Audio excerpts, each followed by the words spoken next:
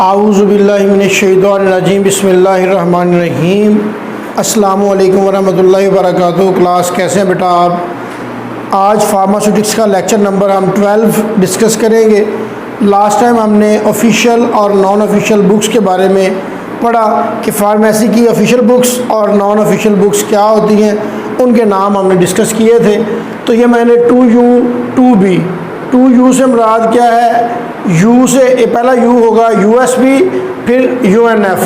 दूसरा 2B का मतलब है BP और BNF, IP अलग है। तो USB क्या है जी? हम पढ़ लेते हैं। USB नहीं है जो आप आम कंप्यूटर में इस्तेमाल करते हैं, USP है, यूनाइटेड स्टेट फार्माकोपिया। ये हमारी ऑफिशियल बुक का नाम है। पढ़ते हैं क्या है। This is an official book of pharmacy. It is one of the leading and important pharmacopoeia of the world that is used. USP firstly written, compiled and published under the supervision of a government agency of United States named United States Pharmaceuticals Convention. Mainly USP is used to determine the strength, quality, quantity, purity and labeling of drug. हम कोई भी pharmacopoeia use करते हैं, उसमें हमारा मकसद होता है कि ड्रग का नाम, ब्रांड नेम, उसकी क्वालिटी, प्योरिटी, उसकी डोजेज फॉर्म, उसकी स्ट्रेंथ, ये हमें पता चल सके। तो सबसे ट्रेंडिंग में सबसे ज़्यादा यूज़ होने वाला जो फार्माकोपिया है वो यूनाइटेड स्टेट फार्माकोपिया है। उसके बाद है यूनाइटेड स्टेट नेशनल फार्मूलरी। UNF क्या है जी? UNF से मुराद है यूनाइटेड स्टेट नेशनल, N से और F से फार्मूलरी। इन 1888 यानी 1888 में the first national formulary of United State was published under the supervision of American Pharmaceutical Association, but in 1974 the right of UNF was given to United State Pharmaceutical Convention. So from 1980 the UNF is published with the USP NF is used. यानी United State pharmacopoeia और United State जो United State formulary है यानी national formulary, वो use हो रही है। Mainly United state national formulary contain following information: standards for medicine, dosage forms, drug substances, excipients, medical devices और डाइटरी सप्लीमेंट्स। ये चीज़ें इसके अंदर, ये बुक को अगर आप डिस्कस करेंगे तो आपको ये 6 हेडिंग्स जो हैं आपने पढ़ी, ये आपको उसके अंदर से मिल जाती हैं। आगे international pharmacopoeia. International pharmacopoeia is the official book that has been written, published and compiled by the WHO World health Organization. आपको पता है जो हमारे बड़े बड़े यूनिसेफ है, यूनेस्को है, UNO है, इस तरह से ये WHO वर्ल्ड हेल्थ जो ऑर्गेनाइजेशन है, इसने IP को बनाया, इंटरनेशनल फार्माकोपिया। इसमें क्या है जी? The world health organisation is a specialised agency of the united nation that is concern with international public health. Internationally पूरी दुनिया की बात कर रहे हैं, ना सिर्फ अमेरिका, कनाडा या पाकिस्तान, एशियन कंट्रीज़ की बात करें तो इंटरनेशनली जहाँ जहाँ यूनाइटेड नेशन है वहाँ पे इसकी इम्प्लीमेंटेशन है। मेनली इसकी कौन सी इन्फॉर्मेशन है? Pharmaceutical technological techniques for the development of drugs, के ड्रग को डेवलप करने के लिए कौन कौन सी टेक्निक्स आ रही हैं। Drug formulation and manufacturing processes के बारे में डिटेल में इस बुक में आपको मिल जाता है। Controlling the quality of medicine, मेन चीज़ आपको पता है एफिकेसी और क्वालिटी पे जोर दिया जाता है, तो IP भी इसी काम के लिए बनाई गई है ये जो बुक है। आगे है ब्रिटिश फार्माकोपिया। अब हमारा जो इंग्लिश एसेंट है उसमें भी हम देखें, कुछ ब्रिटिश बोलते हैं, कुछ अमेरिकन बोलते हैं, तो लिहाजा इस तरह फार्माकोपिया की अगर हम बात करें या फार्मेसी के अंदर यूज़ होने वाली बुक्स की बात करें तो अमेरिकन और ब्रिटिश ज़्यादा यूज़ होती हैं। नेशनल फार्मूलरी हमारी अपनी भी है, लेकिन जो इंटरनेशनल लेवल पे बात हो रही है उसमें ये दो जो है नेशन जो है वो काम कर रही हैं, और जहाँ जहाँ यूनाइटेड नेशन है वहाँ पे IP यानी इंटरनेशनल फार्माकोपिया भी यूज़ होता है। British pharmacopoeia is the most abundantly use pharmacopoeia in the world today. आज सबसे ज़्यादा ये इस्तेमाल होने वाला ये जो USP है, ये ज़्यादा मिकदार में इस्तेमाल होता है कि लोग इसको देख के जो बड़े बड़े स्पेशलिस्ट हैं इनको फॉलो करते हैं, लेकिन ज़्यादा जो कि अबंडेंस में आम जो आवाम है ज़्यादा यूज़ करती है वो British pharmacopoeia. It is mostly use because of their up to date monograph. Monograph क्या होता है कि specialist work of writing on a single subject usually by a single author regarding the drug. एक drug के बारे में एक ही बंदा जब बात करेगा, जैसे मैं लेक्चर दे रहा हूँ इस बुक का मैं देता जाऊंगा तो मेरा जो कंटिन्यू बना हुआ है या मेरी जो समझ है, मैं तेज़ पढ़ाता हूँ, मैं जल्दी पढ़ाता हूँ, मैं कम पढ़ाता हूँ, मेरी जो समझ है आपको आती है। कोई नया टीचर नया लेक्चरर आएगा तो वो अपने लेवल में आपको यही बुक यही टॉपिक पढ़ाएगा तो आपको समझ आ भी सकती है और नहीं भी आ सकती, आप डबल माइंडेड हो जाएंगे। इसलिए एक ही ऑथर जब लिखता है तो उसकी कंटिन्यूटी आपको समझ आ जाती है, जो भी हेल्थ प्रैक्टिशनर है उसको समझने में आसानी होती है। तो लिहाजा ये सिंगल ऑथर पे काम हो रहा है। इस पर इसके अंदर क्या होता है जी, मोनोग्राफ ऑफ ड्रग्स है कि एक बंदा काम करता है। Quality control and quality assurance of pharmaceutical production section of pharmaceutical industries, जितने भी सेक्शंस बनाए हैं वो इसके अंदर हमें पता चल जाता है। Quality control test of dosage form, ये भी जो क्वालिटी कंट्रोल का डिपार्टमेंट है उसके लिए ये यूज़ होती है। Identification and analytical test of drugs, जो उसका एनालिसिस करना है उसका टेस्ट करना है वो भी आपको बीपी या ब्रिटिश फार्माकोपिया से ही सारा प्रोसीजर का पता चलता है। आगे बीएनएफ। बीएनएफ क्या है? British national formulary. It is the national formulary of medicine that are being used in United Kingdom. This book is largely used as textbook for registration examination in UAE and in UK। यानी जितने भी हमारा British area है उसमें as a text book इस्तेमाल होती है, और अरब अमारात जितने भी हैं हमारे उनमें भी यही यूज़ हो रही है। This book contains following information: detailed knowledge regarding the clinical and pharmacological aspects of drugs medicine, detailed note on prescription policy, knowledge regarding the refilling and patient handling. ये हमें सारा जो है इसके अंदर बीएनएफ के अंदर पता चल जाता है कि पेशेंट को हैंडल कैसे करना है, किस चीज़ को रिफिल हमने कैसे करना है, और प्रेस्क्रिप्शन की पॉलिसी क्या है। आगे है सम नॉन ऑफिशियल, ये सारी बुक्स थी official, some official books. Non official books में हमारे पास है रिमिंगटन है, उसके बाद applied and clinical pharmacology by Katzung है, और हमारे पास ट्यूटोरियल फार्मेसी है। ये तीन है जी। These are the books that are written, compiled and published locally, and there is no role of any government agency in their publication, known as non-official। ये हम कल भी डिस्कस कर चुके हैं लास्ट लेक्चर में।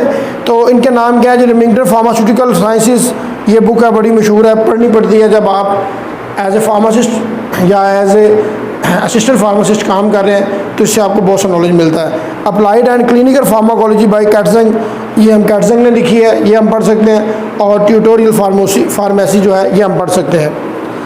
अब आगे है रिमिंगटन फार्मास्यूटिकल साइंस क्या है जी? This book contains a detail knowledge regarding all the aspects of pharmacy.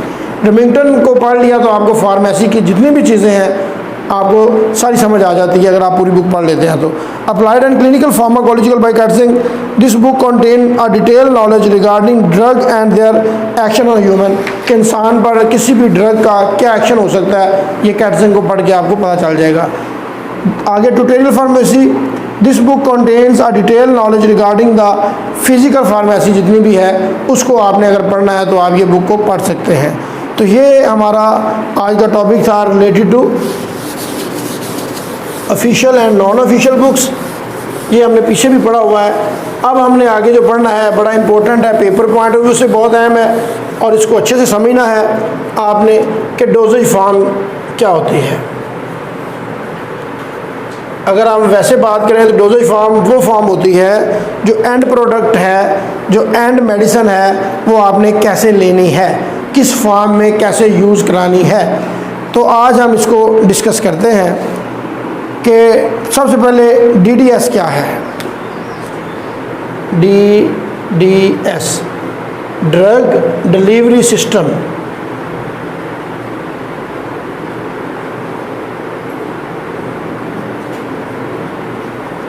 Drug deliver कैसे करनी है, क्या कौन से पॉइंट से? It is the administration of drug और medicine to the living system for treatment, curement, management और पैराफिलैक्सिस ऑफ डिजीज़ यानी ट्रीटमेंट है गिवन और action taken to prevent disease before the disease. क्या हमने ये सुना हुआ है, precaution is better than cure. अगर हमें कोई थोड़ी सी हेडेक होती है हम फ़ौरन पैराडोल ले लेते हैं, एस्पिरिन ले लेते हैं वगैरह वगैरह, ये हम बिफोर जो हमारे डिजीज़ होने से पहले जो हम डोज़िफार्म लेते हैं। Drug delivery system can be defined as mechanisms to introduce therapeutic agents into the living system, human और एनिमल बॉडी के अंदर कि हमने कैसे डालना है हमारे सिस्टम के अंदर, एक्सटर्नल जो मेडिसिन है बॉडी के अंदर कैसे इंजेक्ट करनी है या कैसे देनी है या कैसे यूज़ करवानी है। डोजेज फार्म क्या होता है? Any pharmaceutical product which is ready for use of patient, उसको क्या कहते हैं? Dosage form. जो रेडी फॉर यूज़ है, जिसको आप इस्तेमाल कर सकते हैं, बनी बनाई, रेडी टू यूज़।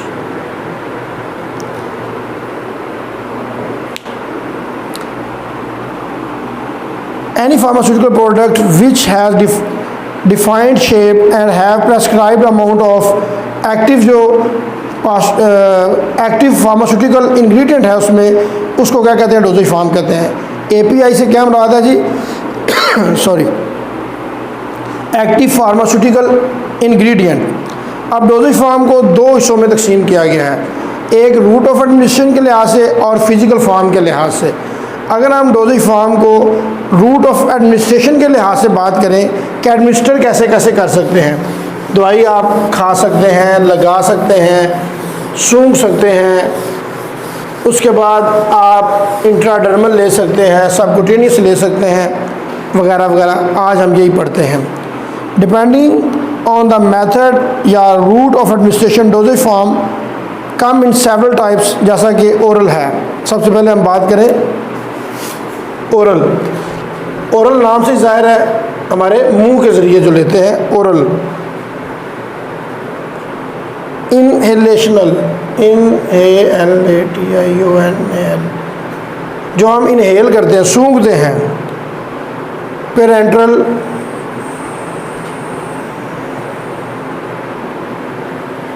पेरेंट्रल होता है जो इंजेक्ट करते हैं हम इंजेक्शन की शक्ल में। टॉपिकल, जो हम ऊपर स्किन के ऊपर लगा लेते हैं। और लास्ट वन इज़ स्पोजिटरी, जो हम हमारे रेक्टम में या वजाइनल में रखते हैं, स्पोजिटरीज।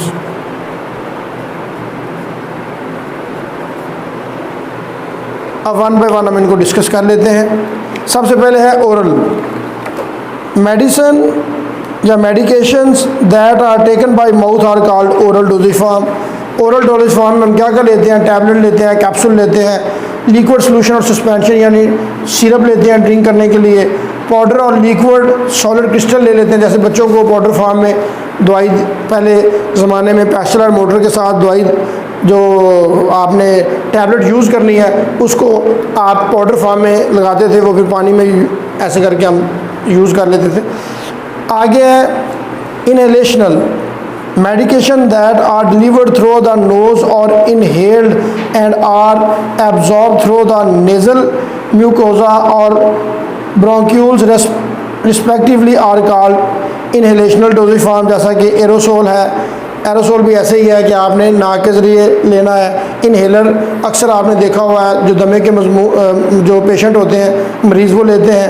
न्यूबलाइज़र है, इस तरह से स्मोकिंग है, वेपराइज़र है, ये सारी चीज़ें ऐसी हैं कि जो हमारे नाक के ज़रिए, नेज़ल कैविटी के ज़रिए, नेज़ल म्यूकोसा के ज़रिए हमारी बॉडी के या ड्रग डिलीवरी सिस्टम में जाके शामिल हो जाते हैं। Parenteral medication that are administered by injecting our drug directly into the vein, intravenous उसे बोलते हैं, मसल इंट्रामस्कुलर बोलते हैं, और fatty tissue beneath the skin जिसे सबक्यूटेनियस बोलते हैं, ऐसे ही हम उठा के। और are called parenteral dosages form, जैसा कि आईडी इंट्राडर्मल है। आईएम क्या है? अक्सर आप इंजेक्शन लेते हैं उसके ऊपर आईवी, आईएम, आईडी, आईसी या एससी लिखा होता है। आईएम क्या हो गया? इंट्रामस्कुलर, और आईवी इंट्रावेनस, और एससी क्या हो गया? सबक्यूटेनियस। आगे है टॉपिकल। टॉपिकल क्या है जी? मेडिसिन या medication that are applied on the surface of the body specially the skin और mucous membrane are called topical dosage form. Ophthalmic and otic preparation are also topical medication, जैसे कि cream है, jail है, लिनीमेंट है, और balm है, lotion है, ointment है। उसके बाद एयर ड्रॉप्स हैं, वो भी हम क्योंकि एयर में डालते हैं, ऊपर लगाते हैं, ओटिक में आ जाता है रिलेटिंग टू द एयर। और आई ड्रॉप्स ऑप्थेल्मिक है रिलेटिंग टू द आई। और स्किन पैच जो होता है ट्रांसडर्मल रिलेटिंग टू स्किन। यानी ओटिक आ जाए तो आपके जहन में आ जाना चाहिए कि ये कान में डलने हैं किस चीज़ में लिखा हो, और ऑप्थेल्मिक लिखा हो तो उसका मतलब है आँख में डलने हैं। तो ये भी आपको पता चाहिए। आगे है एंट्रल और स्पोजली क्या है जी, medication that are administered into the rectum और vaginal and are absorb by the lower digestive tract और कॉल्ड एंट्रल डोजेज फॉर्म। जैसे कि स्पोजली है या वेजाइनल है, रेक्टल है। तो कॉन्स्टिपेशन के लिए आप अक्सर अनीमा वगैरह जो यूज़ करते हैं या स्पोजलीज यूज़ करते हैं तो वो रेक्टल फॉर्म में या वेजाइनल फॉर्म में। बाज़ औक़ात ये जब गायनी में प्रेग्नेंट बीबियां हैं उनके लिए ये रूट इस्तेमाल किया जा सकता है। और अगर आपको कॉन्स्टिपेशन है बहुत हद तक, मेल है या फीमेल है, तो अनीमा वगैरह कराने के लिए भी तो ये रूट इस्तेमाल किया जाता है। तो हमारे पास ओरल, इनहेलर, पेरेंट्रल, टॉपिकल और स्पोजली ये रूट हैं जिनके तहत हम ड्रग्स को यूज़ कर सकते हैं। आज का हमारा टॉपिक इतना ही था। हमने आज जो पढ़ा है उसको एक दफ़ा एक नज़र दौड़ा लेते हैं। हमने आज ऑफिशियल बुक्स और नॉन ऑफिशियल बुक्स पढ़ी। हमने यूनाइटेड स्टेट फार्माकोपिया पढ़ा, हमने यूनाइटेड स्टेट नेशनल फार्मूलरी पढ़ी, हमने इंटरनेशनल फार्माकोपिया पढ़ा, हमने ब्रिटिश फार्माकोपिया पढ़ा, हमने ब्रिटिश नेशनल फार्मूलरी पढ़ी, फिर हमने रिमिंगटन को पढ़ा, फिर हमने कैटजन को पढ़ा। इस तरह से हमने फिर जो हमारे पास ट्यूटोरियल फार्मेसी है उसको हमने डिस्कस किया। उसके बाद हमने जो DDS को पढ़ा, ड्रग डिलीवरी सिस्टम को, डोजेज फार्म को पढ़ा। और डोजेज फार्म की जो मुख्तलिफ अक़साम है ये हमारे पास 5 ओरल, इनहेलर, पेरेंट्रल, टॉपिकल और स्पोजलीज को हमने डिस्कस किया। उम्मीद है ये आपके रिलेटेड भी है और हमारी फार्मेसी में हमें पता भी होना चाहिए। कोई हमें डॉक्टर लिख देता है तो हमें पता हो कि उसने क्या लिखा है, ये कौन से रूट में इस्तेमाल हो सकती है। तो आज का लेक्चर इतना ही है। अपना ख्याल रखिएगा। अगर समझ ना आए आप पूछ सकते हैं। अल्लाह हाफ़िज़।